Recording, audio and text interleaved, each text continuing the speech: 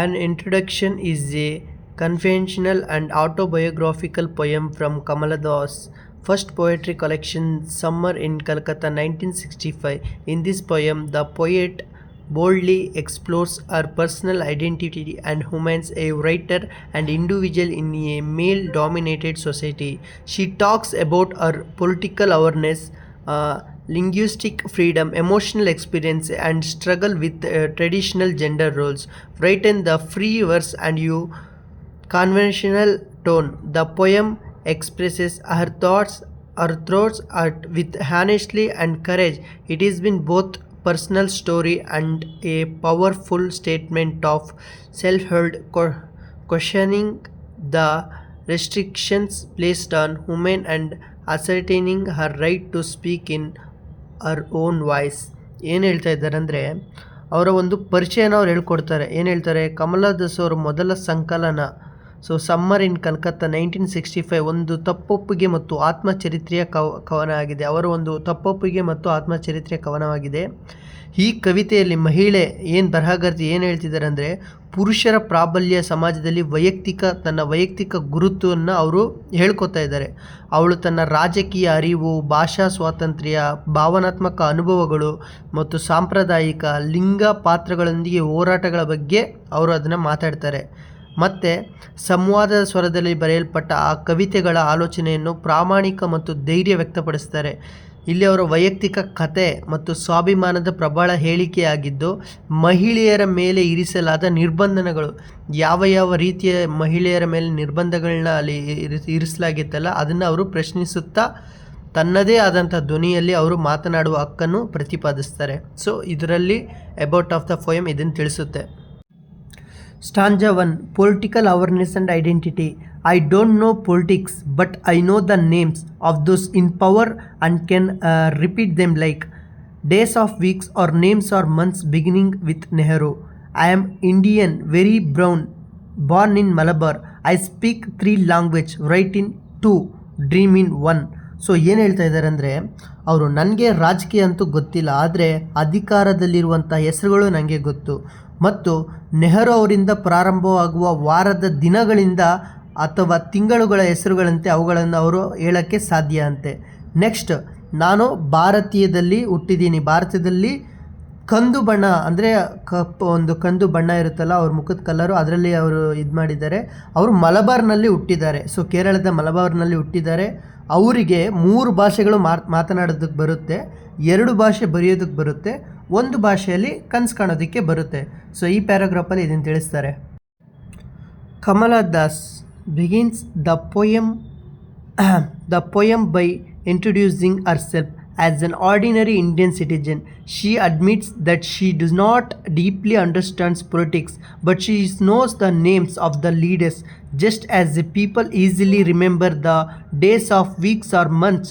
She mentions Nehru, the first Prime Minister of India, to show her awareness of the time and country. ಏನು ಹೇಳ್ತಾ ಇದ್ದಾರೆ ಅಂದರೆ, ಕಮಲಾ ದಾಸ್ ತನ್ನನ್ನು ಒಬ್ಬ ಸಾಮಾನ್ಯ ಭಾರತೀಯ ಪ್ರಜೆ ಎಂದು ಪರಿಚಯ ಮಾಡಿಕೊಳ್ಳುವ ಮೂಲಕ ಕವಿತೆಯನ್ನು ಪ್ರಾರಂಭ ಮಾಡ್ತಾರೆ.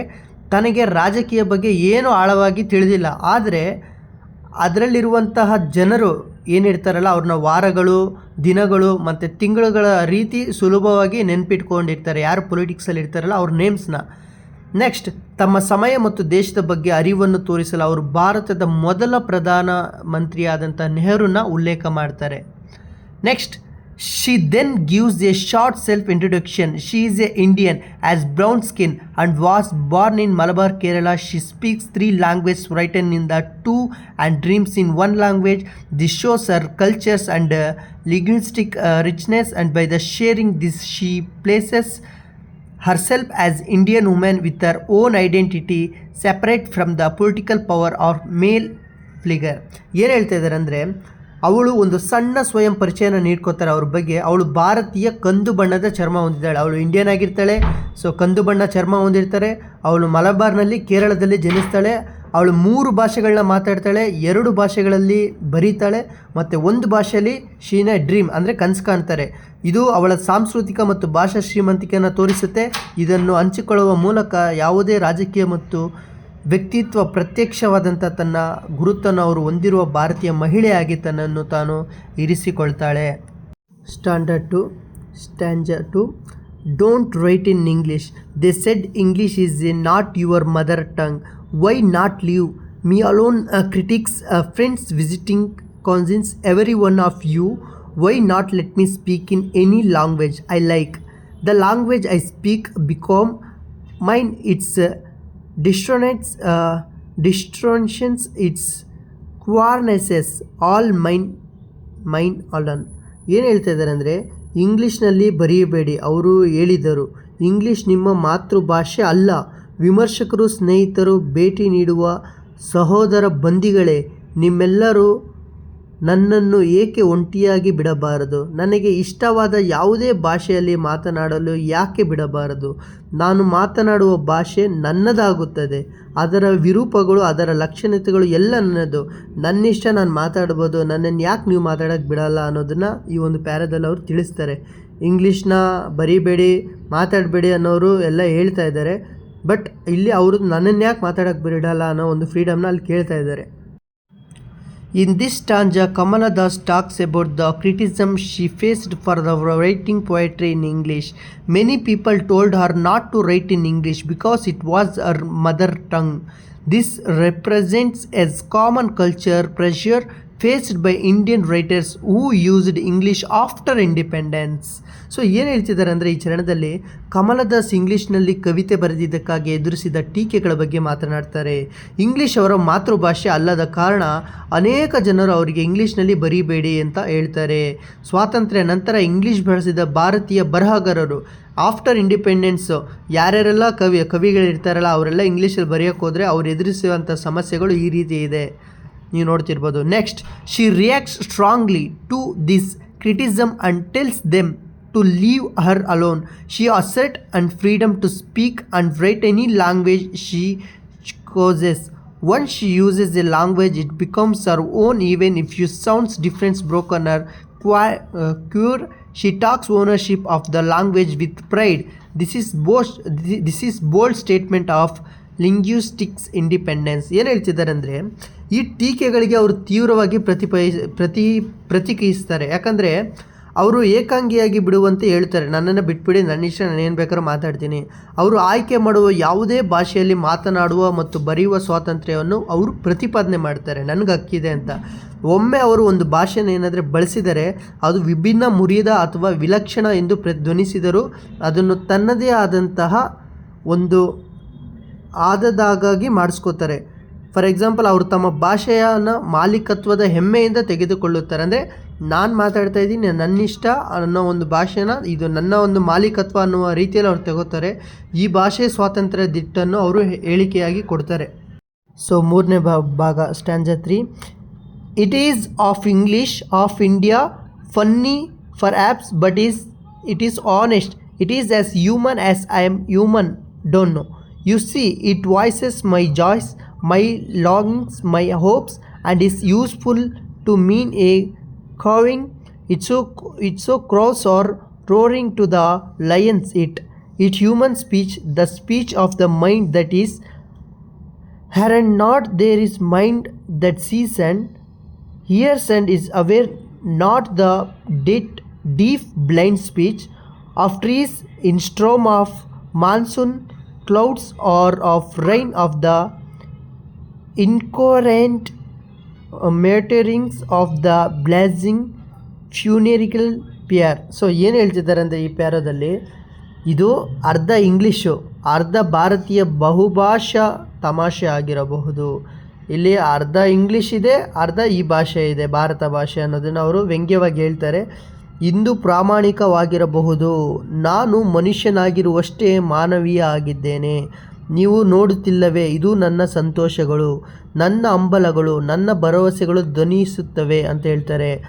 ಅದು ಕಾಗೆಗಳಿಗೆ ಅಥವಾ ಸಿಂಹಗಳಿಗೆ ಗರ್ಜಿಸುವಂತೆ, ಅದು ಮಾನವ ಮಾತು, ಇಲ್ಲಿ ಮತ್ತು ಅಲ್ಲಿ ಅಲ್ಲದ ಮನಸ್ಸಿನ ಮಾತು, ನೋಡುವ ಮತ್ತು ಕೇಳುವ ಮತ್ತು ತಿಳಿದಿರುವ ಮನಸ್ಸು, ಬಿರುಗಾಳಿಯಲ್ಲಿ ಮರಗಳ ಅಥವಾ ಮಾನ್ಸೂನ್ ಮೋಡಗಳ ಅಥವಾ ಮಳೆಗಳ ಅಥವಾ ಉರಿಯುತ್ತಿರುವ ಅಂತ್ಯಕ್ರಿಯೆಯ ಚೀತೆಯ ಅಸಂಗತ ಗೋಣಗುಂಟುಗಳು ಅಂತ ಇವರು ಇಲ್ಲಿ ಹೇಳ್ತಾರೆ. Here, Kamala thus further defends her way of speaking. Her language is a mix of Indian and English. People may find it funny or stranger, but it's honest. It reflects her real emotions and identity. She compares her language to the natural sound made by animals like crows carving or lions roaring. So ಏನು ಹೇಳ್ತಿದ್ದಾರೆ ಇಲ್ಲಿ, ಕಮಲದಾಸ್ ತನ್ನ ಮಾತನಾಡುವ ವಿಧಾನದ ಮತ್ತಷ್ಟು ಸಮರ್ಥಿಸಿಕೊಳ್ತಾರೆ. ಅವರ ಭಾಷೆ ಭಾರತೀಯ ಮತ್ತು ಇಂಗ್ಲಿಷ್ ಮಿಶ್ರಣ ಆಗಿದೆ. ಜನರಿಗೆ ತಮಾಷೆ ಅಥವಾ ವಿಚಿತ್ರವಾಗಿ ಕಾಣಿಸ್ಬೋದು, ಆದರೆ ಅದು ಪ್ರಾಮಾಣಿಕ ಆಗಿದೆ. ಇದು ಅವರ ನಿಜವಾದ ಭಾವನೆಗಳು ಮತ್ತು ಗುರುತುಗಳನ್ನು ಪ್ರತಿಬಿಂಬಿಸುತ್ತದೆ. ಅವರು ತಮ್ಮ ಭಾಷೆಗಳನ್ನು ಕಾಗೆಗಳು ಹಾಗೂ ಕೂಗುವ ಸಿಂಹಗಳಿಗೆ, ಪ್ರಾಣಿಗಳ ನೈಸರ್ಗಿಕ ಶಬ್ದಗಳಿಗೆ ಹೋಲಿಕೆ ಮಾಡ್ತಾರೆ. ನೆನ್ಪಿಟ್ಕೊಳ್ಳಿ, ಕಾಗೆಗಳಿಗೆ, ಸಿಂಹಗಳಿಗೆ, ಪ್ರಾಣಿಗಳಿಗೆ ಅವರ ಶಬ್ದವನ್ನು ಹೋಲಿಕೆ ಮಾಡ್ತಾರೆ. For her language is not just about grammar or purity, it's about expressing real human feelings or joy, hopes and longings. She says her language is alive, not mechanical, is lifeless. She contrasts it with deep and speech of trees, storm or the ancient methods of being funeral fear to shout that her voice is conscious thinking and aware. So ಏನು ಹೇಳ್ತಿದ್ದಾರೆ ಅಂದರೆ, ಅವಳಿಗೆ ಭಾಷೆ ಕೇವಲ ವ್ಯಾಕರಣ ಅಥವಾ ಶುದ್ಧತೆ ಬಗ್ಗೆ ಅಲ್ಲ, ಅದು ನಿಜವಾದ ಮಾನವ ಭಾವನೆಗಳ ಬಗ್ಗೆ ವ್ಯಕ್ತಪಡಿಸುತ್ತದೆ. ಸಂತೋಷಗಳು, ಭರವಸೆಗಳು ಮತ್ತು ಹಾತೊರೆಯುವಿಕೆ. ಅವಳ ಭಾಷೆ ಯಾಂತ್ರಿಕ ಮತ್ತು ಜೀವಂತವಾಗಿವೆ. ಅವಳು ಹೇಳುತ್ತಾಳೆ, ನನ್ನ ಭಾಷೆ ಜೀವಂತವಾಗಿದೆ. ಅವಳ ಧ್ವನಿಯಲ್ಲಿ ಜಾಗೃತ ಮತ್ತು ಚಿಂತನೆ ಅರಿವುಗಳನ್ನು ಹೊಂದಿಸ್ಕೊಂಡಿದ್ದಾಳೆ. ಬಿರುಗಾಳಿಯಲ್ಲಿ ಮರಗಳು ಕುರುಡು ಅಥವಾ ಉರಿಯುತ್ತಿದ್ದರೂ ಅಂತ್ಯಕ್ರಿಯೆಯ ಚಿತೆಯ ಬಗ್ಗೆ ಆಸಕ್ತಘಟದೊಂದಿಗೆ ಹೋಲಿಸುತ್ತಾಳೆ. Fourth stanza. I was child and later they told me I grew for I became tall. My limbs swelled and one or two places sported hair weak. I asked for love, not knowing what else to ask. For he drove to youth of 16 into the bedroom and closed the door. He did not beat me, but my sad human body felt so beaten. The weight on my breast and arm crushed me. I shrank pitifully. ಏನು ಹೇಳ್ತಿದ್ದಾರೆ ಅಂದರೆ, ನಾನು ಮಗುವಾಗಿದ್ದೆ ಮತ್ತು ನಂತರ ಅವರು ನಾನು ಬೆಳೆದಿದೆ ಎಂದು ಹೇಳಿದರು. ಯಾಕಂದರೆ ನಾನು ಎತ್ತರವಾದೆ, ನನ್ನ ಕೈಕಾಲುಗಳು ಊದಿಕೊಂಡವು ಮತ್ತು 1 ಅಥವಾ 2 ಸ್ಥಳಗಳಲ್ಲಿ ಕೂದಲು ಚಿಗುರಿತು. ನಾನು ಪ್ರೀತಿಯನ್ನು ಕೇಳಿದೆ, ಇನ್ನೇನು ಕೇಳಬೇಕೆಂದು ತಿಳಿಯದೆ. ಅವರು 16 ವರ್ಷದ ಯುವಕನನ್ನು ಮಲಗುವ ಕೋಣೆಗೆ ಎಳೆದುಕೊಂಡು ಬಾಗಿಲು ಮುಚ್ಚಿದರು. ಅವನು ನನ್ನನ್ನು ಒಡೆಯಲಿಲ್ಲ, ಆದರೆ ನನ್ನ ದುಃಖಿತ ಸ್ತ್ರೀ ದೇಹವು ತುಂಬ ಒಡೆದಂತೆ ಭಾಸವಾಯಿತು. ನನ್ನ ಸ್ತನಗಳು ಮತ್ತು ಗರ್ಭಕೋಶವು ತೂಕ ನನ್ನ ಇಸುಕಿತು. ನಾನು ಕರುಣಾಜನಕವಾಗಿ ಕುಗ್ಗಿದೆ ಅಂತ ಹೇಳ್ತಾರೆ. In this stanza, Kamala Das talks openly about her physically and emotionally growth. She recalls how she moved from childhood to womanhood. She describes the changes in her body as she grew taller and developed physically and future of a woman. ಏನು ಹೇಳ್ತಿದ್ದಾರೆ ಅಂದರೆ, ಈ ಚರಣದಲ್ಲಿ ಕಮಲದಾಸ್ ತನ್ನ ದೈಹಿಕ ಮತ್ತು ಭಾವನಾತ್ಮಕ ಬೆಳವಣಿಗೆ ಬಗ್ಗೆ ಮುಕ್ತವಾಗಿ ಮಾತನಾಡ್ತಾರೆ. ತಾನು ಬಾಲ್ಯದಿಂದ ಸ್ಥಿತಿತ್ವಕ್ಕೆ ಹೇಗೆ ಬಂದಿದ್ದೇನೆ ಅಂತ ನೆನೆಸಿಕೊಳ್ಳುತ್ತಾರೆ. ತಾನು ಎತ್ತರಕ್ಕೆ ಬೆಳೆದು ಮಹಿಳೆಯ ದೈಹಿಕ ಲಕ್ಷಣಗಳನ್ನು ಬೆಳೆಸಿಕೊಂಡಂತೆ ತನ್ನ ದೇಹದಲ್ಲಿನ ಬದಲಾವಣೆಯನ್ನು ವಿವರಣೆ ಮಾಡ್ತಾರೆ. When she entered into marriage, she had innocent experience of love, but the experience was disappointing. Thought her husband did not physically harm her. She felt emotionally and sexually crushed. Her body with its bracelets and home felt like a burden. She felt small and powerless.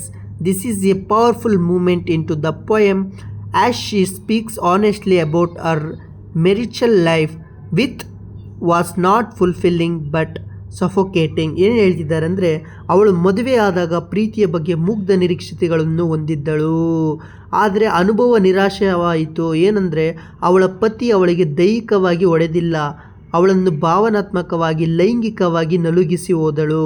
ಸ್ತನ ಮತ್ತು ಗರ್ಭಕೋಶದೊಂದಿಗೆ ಅವಳ ದೇಹವು ಒಂದು ಹೊರೆಯದಂತೆ ಭಾಸವಾಯಿತು. ಅವಳು ಚಿಕ್ಕವಳು, ಶಕ್ತಿಹೀನಳು ಎಂದು ಭಾವಿಸಿದಳು. ಅವಳು ತನ್ನ ವೈವಾಹಿಕ ಜೀವನ ಬಗ್ಗೆ ಮಾತನಾಡುವುದರಿಂದ ಇದು ಕವಿತೆಯಲ್ಲಿ ಒಂದು ಪ್ರಬಲ ಕ್ಷಣವಾಗಿದೆ. ಅದು ತೃಪ್ತಿಕರವಾಗಿಲ್ಲ, ಆದರೆ ಉಸಿರುಗಟ್ಟಿಸಿತು ಅಂತ ಅವರು ತಿಳಿಸ್ತಾರೆ. Fifth stanza. Then I wore a shirt and my brother's trousers, cut my hair short and ignored my womanlinesses. Dress in saris, be girl, be wife, they said, be embroiderer, be cook, be a quarreler with severance fit in her. Belong cried the categorizers. ಏನು ಹೇಳ್ತಿದ್ದಾರೆ ಅಂದರೆ ಇಲ್ಲಿ, ನಂತರ ನಾನು shirt ಮತ್ತು ನನ್ನ ಸಹೋದರನ ಪ್ಯಾಂಟ್ನ ಧರಿಸಿದ್ದೆ, ನನ್ನ ಕೂದಲನ್ನು ಚಿಕ್ಕದಾಗಿ ಕತ್ತರಿಸಿದ್ದೆ ಮತ್ತು ನನ್ನ ಸ್ತ್ರೀತನವನ್ನು ನಿರ್ಲಕ್ಷಿಸಿ ಸೀರೆ ಅಂದರೆ ಅವರು ತನ್ನ ಸ್ತ್ರೀತನನ ನಿರ್ಲಕ್ಷಣೆ ಮಾಡ್ತಾರೆ. ಹುಡುಗಿಯಾಗಿರುವುದು ಹೆಂಡತಿಯಾಗಿರೋದು ಇದನ್ನೆಲ್ಲ ಬಿಟ್ಟು ಅವರು ಹೇಳಿರೋದನ್ನು ಕಸೂತಿ ಮಾಡುವವಳು, ಅಡುಗೆ ಮಾಡುವವಳು, ಯುವಕರೊಂದಿಗೆ ಜಗಳವಾಡುವವಳು, ಹೊಂದಿಕೊಳ್ಳುವ ಸೇರ್ ವರ್ಗೀಕರಿಸು ಅಂತ ಅವರು ಹೇಳ್ತಾರೆ.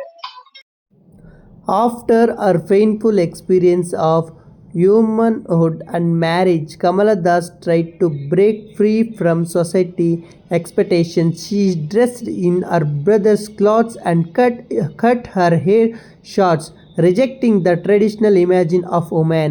ಸ್ತ್ರೀ ಮತ್ತು ವಿವಾಹದ ನೋವಿನ ಅನುಭವದ ನಂತರ ಕಮಲಾ ದಾಸ್ ಸಮಾಜದ ನಿರ್ಲಕ್ಷ್ಯತೆಗಳಿಂದ ಮುಕ್ತರಾಗಲು ಪ್ರಯತ್ನಿಸುತ್ತಾರೆ. ಅವರು ತಮ್ಮ ಸಹೋದರನ ಬಟ್ಟೆಗಳನ್ನು ಧರಿಸಿ ಕೂದಲನ್ನು ಚಿಕ್ಕದಾಗಿ ಕತ್ತರಿಸಿ ಸಾಂಪ್ರದಾಯಿಕ ಮಹಿಳೆಯ ಚಿತ್ರವನ್ನು ತಿರಸ್ಕರಿಸಿದರು. But the society did not accept this. People told her to wear saris behind her like a good girl, become a wife and domestic work like cooking or embroidering. They wanted her to fit into flexibility roles and belong to the traditional female world. This shows the social pressures on the woman of behaving acceptable in way. So ಆದರೆ ಇಲ್ಲಿ ಸಮಾಜ ಅದನ್ನು ಒಪ್ಪಲಿಲ್ಲ. ಜನರು ಅವಳಿಗೆ ಸೀರೆ ಉಡಲು, ಒಳ್ಳೆ ಹುಡುಗಿಯಂತೆ ವರ್ತಿಸಲು, ಹೆಂಡತಿಯಾಗಿ, ಅಡುಗೆಯವಳಾಗಿ, ಕೂಸುವಂತಿಯಾಗಿ ಮನೆ ಕೆಲಸ ಮಾಡಲು ಸಮಾಜ ಹೇಳ್ತೈತೆ. ಬಟ್ ಅವರು ಅವಳನ್ನು ಸ್ತ್ರೀ ಪಾತ್ರಗಳಿಂದ ಹೊಂದಿಕೊಳ್ಳಬೇಕು ಮತ್ತು ಸಾಂಪ್ರದಾಯಿಕ ಮಹಿಳಾ ಜಗತ್ತಿಗೆ ಸೇರಬೇಕು ಅಂತ ಬಯಸಿದ್ದಾರೆ. ಇದು ಮಹಿಳೆಯ ಸ್ವೀಕಾರಾರ್ಥಕ ರೀತಿಯಲ್ಲಿ ವರ್ತಿಸುವಂತೆ ಸಾಮಾಜಿಕ ಒತ್ತಡವನ್ನು ತೋರಿಸುತ್ತದೆ. Here society asks her to fix an identity and stick to it, whether as Amy to westernized name Kamaldas her own name or Madhavi Kutti her traditional Malayalam name. People do not allow to be herself freely. They expected her accept the flexible label and role. ಏನು ಹೇಳ್ತಿದ್ದಾರೆ ಅಂದರೆ ಇಲ್ಲಿ ಸಮಾಜವು ಅವಳನ್ನು ಒಂದು ಗುರುತನ್ನು ಸ್ಥಾಪಿಸಲು ಮತ್ತು ಅದಕ್ಕೆ ಅಂಟಿಕೊಳ್ಳಲು ಕೇಳುತ್ತದೆ. ಅಂದು ಪಾಶ್ಚಾತ್ಯಿಕ ಹೆಸರು ಕಮಲಾ ದಾಸ್, ಅವಳ ಸ್ವಂತ ಹೆಸರು ಮಾಧವಿ ಕುಟ್ಟಿ ಅಂತ. ಅವಳ ಸಾಂಪ್ರದಾಯಿಕ ಮಲಯಾಳಿ ಹೆಸರಾಗಿತ್ತು ಮಾಧವಿ ಕುಟ್ಟಿ. ಜನರು ಅವಳನ್ನು ಮುಕ್ತರಾಗಿ ಮತ್ತು ಸ್ವತಃ ಇರಲು ಬಿಡಲಿಲ್ಲ. ಅವಳು ಸ್ಥಿರವಾದ ಲೇಬಲ್ ಮತ್ತು ಪಾತ್ರವನ್ನು ಸ್ವೀಕರಿಸಬೇಕೆಂದು ಅವಳು ನಿರೀಕ್ಷಿಸುತ್ತಾಳೆ. They accused her of the pretending or being unstable if she does not fit their categories. They even tell her not experience of feelings openly, like crying loudly when heartbroken. Through this is Kamala Das expose how society tries to control human identity and emotional. ಇಲ್ಲಿ ಅವರು ಏನು ಹೇಳ್ತಾ ಇದ್ದಾರೆ ಅಂದರೆ, ಅವರು ತಮ್ಮ ವರ್ಗಗಳಿಗೆ ಸರಿ ಹೊಂದಿದ್ದರೆ ಅವಳನ್ನು ನಟನೆ ಅಥವಾ ಅಸ್ಥಿರ ಎಂದು ಅಂದರೆ ಅವಳು ಹೆಣ್ಣು ಥರ ಕಾಣಬೇಕಂತೆ, ಹೆಣ್ಣು ಥರ ಮನೆ ಕೆಲಸ ಮಾಡಿಕೊಂಡು ಗಂಡನ ಸೇವೆ ಮಾಡ್ಕೊಂಡು ಇರಬೇಕಂತೆ. ಹಂಗೇನಾದರೆ ಇರಲಿಲ್ಲ ಅಂತಂದರೆ ಸಮಾಜ ಅವಳನ್ನ ನಟನೆ ಮೀನ್ಸ್ ವೇಶ್ಯ ಅಂತ ಕರೀತಾ ಇತ್ತಂತೆ. ಹೃದಯ ಮುರಿದಾಗ ಜೋರಾಗಿ ಅಳುವಂತೆ ತನ್ನ ಭಾವನೆಗಳು ವ್ಯಕ್ತಪಡಿಸಿ ಎಂದು ಅವಳಿಗೆ ಹೇಳುತ್ತಾರೆ. ಈ ಮೂಲಕ ಕಮಲದ ಸಮಾಜವು ಮಹಿಳೆಯರಿಗೆ ಗುರುತು ಮತ್ತು ಭಾವನೆಗಳನ್ನು ಹೇಗೆ ನಿಯಂತ್ರಿಸಲು ಪ್ರಯತ್ನಿಸುತ್ತದೆ ಅಂತ ಅವರು ಬಹಿರಂಗವನ್ನು ಪಡಿಸ್ತಾರೆ. Kamala Das now speaks of her experience of love. She says the man she loved does not need a specific name or represents all means who desire woman. Similarly, she represents all women who long for love. ಹೇಳ್ತಾರೆ ಕಮಲಾ ದಾಸ್ ಈಗ ಪ್ರೀತಿಯ ಅನುಭವದ ಬಗ್ಗೆ ಮಾತನಾಡ್ತಾರೆ. ತಾನು ಪ್ರೀತಿಸಿದ ಪುರುಷನಿಗೆ ನಿರ್ದಿಷ್ಟ ಹೆಸರಿನ ಅಗತ್ಯವಿಲ್ಲ ಎಂದು ಅವರು ಹೇಳ್ತಾರೆ. ಅವನು ಮಹಿಳೆಯರನ್ನು ಬಯಸುವ ಎಲ್ಲ ಪುರುಷರನ್ನು ಪ್ರತಿನಿಧಿಸುತ್ತಾನೆ. ಅದೇ ರೀತಿ ಪ್ರೀತಿಗಾಗಿ ಹಂಬಲಿಸುವ ಎಲ್ಲ ಮಹಿಳೆಯರನ್ನು ಅವಳು ಪ್ರತಿನಿಧಿಸುತ್ತಾಳೆ. ಸೊ ಇದನ್ನು ನೀವೇ ಅರ್ಥ ಮಾಡ್ಕೋಬೇಕು. Next, descriptions of the man as the hungriest of rivers and ourselves as the ocean's tireless waiting is beautiful and symbolic. Rivers rush towards in the ocean just like men are eager to desire, and the ocean writes endlessly like women's patient longing. This shows the natural and universal nature of love and desire. ಹೇಳ್ತಾರೆ, ಪುರುಷನನ್ನು ನದಿಗಳ ಹಸಿದ ಆತುರ ಮತ್ತು ತನ್ನನ್ನು ಸಾಗರದ ದಣಿಯುವ ಕಾಯುವಿಕೆ ಎಂದು ಅವಳು ವಿವರಿಸುವ ಸುಂದರ ಮತ್ತು ಸಂಕೇತವಾಗಿದೆ. ಪುರುಷರ ಆಸೆಯಲ್ಲಿ ಉತ್ಸುಕರಾಗಿರುವಂತಹ ನದಿಗಳ ಸಾಗರದ ಕಡೆಗೆ ಧಾವಿಸುತ್ತದೆ ಮತ್ತು ಮಹಿಳೆಯರ ತಾಳ್ಮೆಯ ಹಂಬಲದಂತೆ ಸಾಗರವು ಅಂತ್ಯವಿಲ್ಲದೆ ಕಾಯುತ್ತೆ. ಇದು ಪ್ರೀತಿ ಮತ್ತು ಬಯಕೆ ನೈಸರ್ಗಿಕ ಮತ್ತು ಸಾರ್ವತ್ರಿಕ ಸ್ವರೂಪವನ್ನು ತೋರಿಸುತ್ತದೆ. ಸೊ ನೀವು ಅರ್ಥ ಮಾಡ್ಕೋಬೇಕು ಇದನ್ನು. ಸ್ಟಾಂಜಾ 8. It is I who drink lonely drinks at 12 midnight in hotels of strange tones. It is who log, it is I who make love and then feel shame. It is who lie dying with a rattle in my throat. I am sinner, I am saint, I am the beloved and the betrayed. I have no joy that are not yours, no aches which are not yours, I to call yourself. ಇಲ್ಲಿ ಹೇಳ್ತಾರೆ ಸ್ಟಾಂಜಾ 8ಅಲ್ಲಿ, ನಾನು ಅಪರಿಚಿತ ಪಟ್ಟಣಗಳಲ್ಲಿ ಹೋಟೆಲ್ಗಳಲ್ಲಿ 12 ಗಂಟೆಗೆ ಒಂಟಿ ಪಾನೀಯವನ್ನು ಕುಡಿಯುತ್ತಿದ್ದೆ. ನಗುವುದು ನಾನೇ, ಪ್ರೀತಿ ಮಾಡುವುದು ನಾನೇ ಮತ್ತು ನಾಚಿಕೆ ಪಡುತ್ತೇನೆ. ನನ್ನ ಗಂಟಲಿನಲ್ಲಿ ಗದ್ದಲದೊಂದಿಗೆ ಸಾಯುತ್ತಾ ಮಲಗಿರುವುದು ನಾನೇ. ಪಾಪಿ ನಾನು, ಸಂತ ನಾನು, ಪ್ರಿಯ ಮತ್ತು ದ್ರೋಹ ಬಗೆದವನು. ನಿನ್ನಲ್ಲದ ಯಾವುದೇ ಸಂತೋಷವೂ ನನಗಿಲ್ಲ, ನಿನ್ನಲ್ಲದ ನೋವುಗಳಿಗೆ ನಾನು ಕೂಡ ನನ್ನನ್ನು ನಾನೇ ಎಂದು ಕರೆಯುತ್ತೇನೆ ಅಂತ ಇಲ್ಲಿ ನಮ್ಮ ಕಮಲದಾಸ್ ಅವರು ನೋವನ್ನು ವ್ಯಕ್ತಪಡಿಸುತ್ತಿದ್ದಾರೆ. Describes moments of loneliness, joy, love, shame and death. She says she is both sinner and saint, both the beloved and the betrayed. ಹೇಳ್ತಾ ಇದ್ದಾರೆ, ಒಂಟಿತನ, ಸಂತೋಷ, ಪ್ರೀತಿ, ಅವಮಾನ ಮತ್ತು ಸಾವಿನ ಕ್ಷಣವನ್ನು ವಿವರಿಸುತ್ತದೆ. ಅವಳು ಪಾಪಿ ಮತ್ತು ಸಂತ ಇಬ್ಬರು, ಪ್ರೀತಿ ಪಾತ್ರರು ಮತ್ತು ದ್ರೋಹ ಬಗೆದವರು ಇಬ್ಬರು ಅಂತ ಅವರು ಹೇಳ್ತಾರೆ. By repeating it is I ಶೇ powerful assets are exchanged, she share her joy and pain with all women, showing that her experiences are not unique but universal. She ends with I too can myself I, which is a strong statement of selfhood, calming her right to define herself. ಹೇಳ್ತಿದ್ದಾರೆ, ಇದು ನಾನು ಎಂದು ಪುನರಾವರ್ತಿಸುವ ಮೂಲಕ ಅವಳು ತನ್ನ ಅಸ್ತಿತ್ವವನ್ನು ಶಕ್ತಿಯುತವಾಗಿ ಪ್ರತಿಪಾದಿಸುತ್ತಾಳೆ. ಅವಳು ತನ್ನ ಸಂತೋಷ ಮತ್ತು ನೋವುಗಳನ್ನು ಎಲ್ಲ ಮಹಿಳೆಯರೊಂದಿಗೆ ಹಂಚಿಕೊಳ್ಳುತ್ತಾರೆ. ಅವಳ ಅನುಭವಗಳು ಮತ್ತು ಅನನ್ಯವಲ್ಲ, ಆದರೆ ಸಾರ್ವತ್ರಿಕವಾಗಿದೆ ಅಂತ ತೋರಿಸ್ತಾಳೆ. ಅವಳು ನಾನು ಕೂಡ ನನ್ನನ್ನು ನಾನು ಎಂದು ಕರೆಯುತ್ತೇನೆ ಎಂದು ಕೊನೆಗೊಳಿಸುತ್ತಾಳೆ. ಇದು ತನ್ನನ್ನು ತಾನು ವ್ಯಾಖ್ಯಾನಿಸಿಕೊಳ್ಳುವ ಹಕ್ಕನ್ನು ಪ್ರತಿಪಾದಿಸುವ ಸ್ವಾರ್ಥದ ಬಲವಾದ ಹೇಳಿಕೆಯಾಗಿದೆ. So thank you so much.